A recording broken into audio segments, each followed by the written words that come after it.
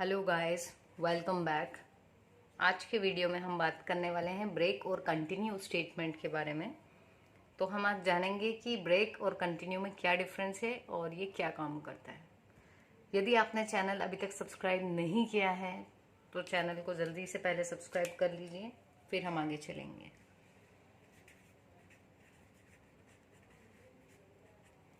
क्योंकि जो C++ है वो एक केस सेंसिटिव लैंग्वेज है, तो इसमें ब्रेक और कंटिन्यू दोनों ही स्मॉल केस में लिखना है आपको। ठीक है, अगर इस वीडियो को देखने से पहले आपने फॉर लूप वाली वीडियो नहीं देखी है तो फॉर लूप वाला वीडियो, उसका सिंटैक्स समझ कर आइए आप, फिर इस वीडियो को कंटिन्यू कीजिए।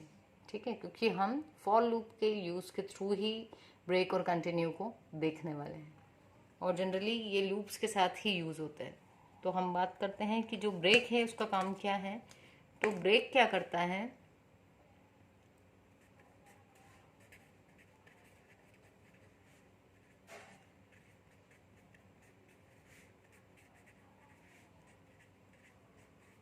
ब्रेक जो है ये आपका जो भी लूप चल रहा है उस लूप को या तो ब्रेक कर देगा या हमें उससे बाहर निकाल देगा। ब्रेक या एग्जिट का मीनिंग तो एक ही है, लेकिन हम कीवर्ड जो यूज करेंगे that will be only break. दूसरा है हमारे पास में कंटिन्यू। कंटिन्यू क्या करता है, ये किसी पर्टिकुलर इटरेशन को स्किप करवाना हो तो हम इसको यूज करते हैं।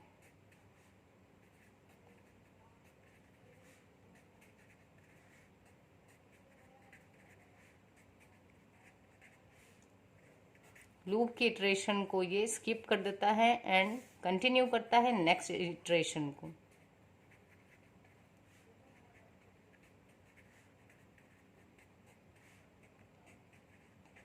तो अब हम इसका सिंटेक्स देख लेते हैं। सिंटेक्स में आपको सिर्फ ब्रेक लिखने के बाद सेमीकोलन लगाना है और कंटिन्यू में भी कंटिन्यू के बाद सेमीकोलन। तो हम इसको एक एग्जाम्पल के थ्रू देखने वाले हैं। अब छोटा सा एग्जाम्पल ले लेते हैं। ये दो आप हेडर फाइल्स लगा लेना।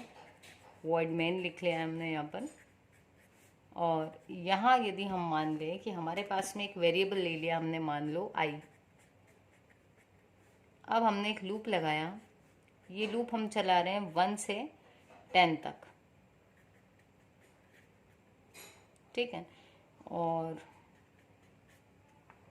अब हम देखने वाले हैं सबसे पहले कंटिन्यू का काम।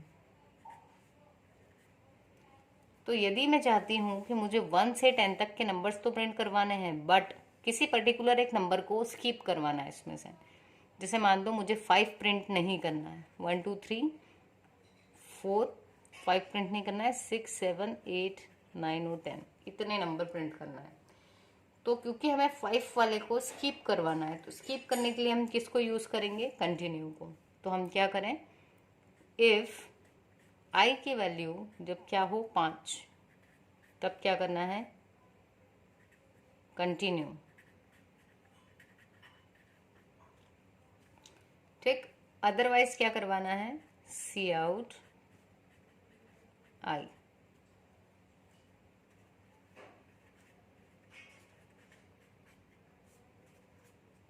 तो क्या होगा, सबसे पहले आई की वैल्यू इनिशियलाइज हुई 1 से, और इस टेस्ट कंडीशन को भी ट्रू कर दिया। यहाँ आए, इसने देखा आई की अभी सबसे शुरू में वैल्यू कितनी होगी 1, तो 1 और 5 इक्वल नहीं है, तो कंडीशन हो गई फॉल्स। जब ये फॉल्स हो गई तो हम कहाँ आ गए, इसको स्किप कर देंगे इस लाइन को और यहाँ आ जाएंगे इस लाइन में।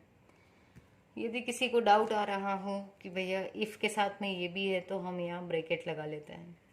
वैसे यदि इफ के साथ एक ही स्टेटमेंट हो तो ब्रैकेट्स की ज़रूरत नहीं होती है। ठीक है, तो यहाँ हमने क्या किया, आई की वैल्यू 1 थी, 1 5 के बराबर नहीं है, तो कंडीशन फॉल्स हुई। हम इस लूप से बाहर, यानी इफ के ब्रैकेट से बाहर यहाँ आ गए। सी आउट में आई की वैल्यू क्या थी 1, वो प्रिंट हो गई। फिर से हमारा लूप चला, जब यहाँ से हम फिर इधर आ रहे हैं तो आई की वैल्यू 1 से बढ़ गई, पहले 1 थी अब 2 हो गई।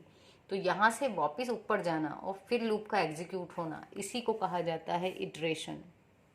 ठीक है, तो वीडियो को कम्प्लीटली देखना समझने के लिए। अब उसके बाद ये लूप फिर चला। अब आई की वैल्यू 2 हो चुकी थी, कंडीशन अभी भी फॉल्स है क्योंकि 2 और 5 बराबर नहीं होते, तो यहाँ वाली लाइन से 2 भी प्रिंट हो जाएगा। ऐसे ही 3 और 4 भी प्रिंट होगा। अब जब आई की वैल्यू वापस 5 हो जाएगी, 4 से इंक्रीमेंट होके 5, तो यहाँ 5 इक्वल इक्वल 5 कंडीशन हमारी ट्रू हो जाएगी। जब ये कंडीशन ट्रू होगी तो हम आ जाएंगे इस स्टेटमेंट के पास में, इसके अंदर, इफ ब्रैकेट के अंदर। तो इसमें लिखा है कंटिन्यू, तो कंटिन्यू क्या करता है, अब हमको आगे नहीं जाने देगा बल्कि यहीं से लूप को वापस आगे ले जाएगा।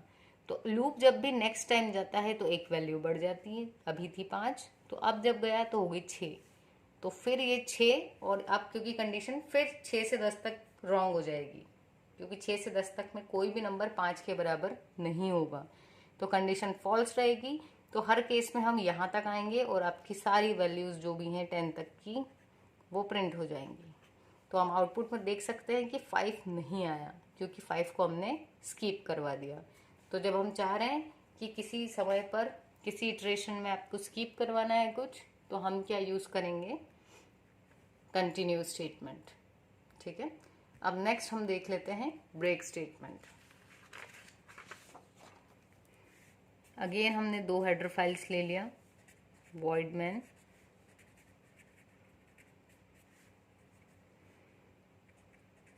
वेरिएबल आप कोई सा भी ले सकते हो, ठीक, एक्स ले लिया मान लो अभी हमने। अब फॉर लूप लगाया और इसको हमने एक्स की वैल्यू को शुरू किया 0 से x less than equals to 100 तक, एक्स प्लस प्लस। ध्यान ये रखना है कि जो वेरिएबल का नाम यहाँ लिया वही थ्रू आउट आपको लेना है, ठीक है, ताकि आप उसी के वैल्यूज़ में चेंज करके उस पर ऑपरेशन परफॉर्म कर पाएँ।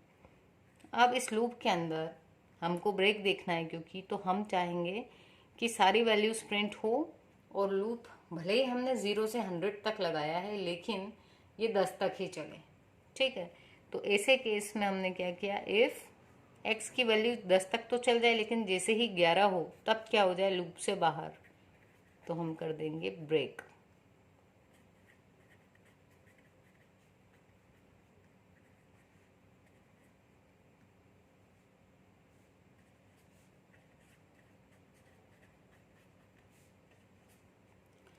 तो इस केस में क्या होगा, लूप चलेगा हमारा 0 से 100 तक के लिए। 0 के लिए ये कंडीशन फॉल्स, हम यहाँ आए, 0 प्रिंट हुआ, कब तक चलता रहेगा, 10 तक की तो सारी वैल्यूज पूरी आ जाएंगी। जैसे ही इसकी वैल्यू 11 होगी तो कंडीशन ट्रू हो जाएगी। अब ब्रेक का काम क्या होता है कि जैसे ही ये कंडीशन ट्रू हुई हम आ गए इस वाली लाइन, मतलब ब्रेक को एग्जीक्यूट करने, तो ब्रेक अगली इटरेशन पर नहीं जाने देता, ये लूप को ब्रेक कर देता है, एग्जिट करवा देता है। तो हम इस लूप से बाहर ही निकल के आ जाएंगे जैसे ही ब्रेक आएगा, और कहाँ आ जाएंगे, ये जो लूप जहाँ एंड हो रहा है उसके बाद वाली लाइन पर, तो हम आ जाएंगे गेट ch पर, ठीक है। तो हम एक बार फिर ब्रीफ में देखें तो कंटिन्यू क्या करता है, स्किप करवाता है इटरेशन को, जबकि जो ब्रेक है वो ब्रेक ही कर देता है या हमको एग्जिट करवा देता है उस लूप से, ठीक है। तो ये था कंटिन्यू का सिंटैक्स और ये था हमारा ब्रेक का सिंटैक्स। आई होप आपको वीडियो समझ में आई होगी। चैनल को लाइक सब्सक्राइब ज़रूर करें और दोस्तों के साथ भी शेयर करें। ओके गाइस, मिलते हैं अपनी नेक्स्ट वीडियो में। Thank you.